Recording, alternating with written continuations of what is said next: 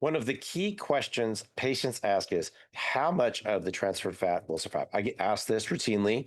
And unlike implants, which provide a fixed volume, so the pressure of the device presses out the tissues in front of it, and it can't be compressed to the point where that volume goes away. The volume of the implant will always stay there.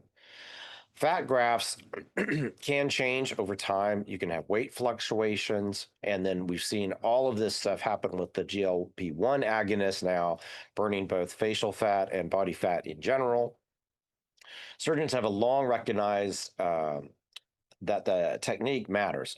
Harvest, processing, and placement all affect the survival of the fat. And even with optimal technique, not all transferred cells survive. Historically, reported retention rate, the rates will vary. So you can have very low retention or as high as 80% at a year.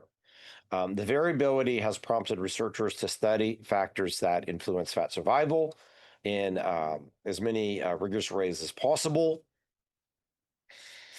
A landmark prospective study published in 2024 and updated in 2025 sought to quantify long-term volume retention after breast fat grafting using MRI. 28 patients, 46 breasts were examined for surgery and then at multiple times up to 3 years after their procedure. The researchers modeled the rate at which the transferred fat reached a steady state and measured how much of the grafted volume remained.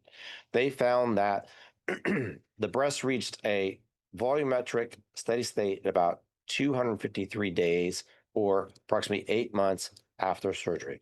On average, in this study, 46% of the injected fat persisted at the steady state.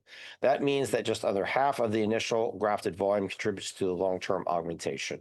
While this may seem modest, keep in mind that surgeons often overcorrect during the initial procedure to account for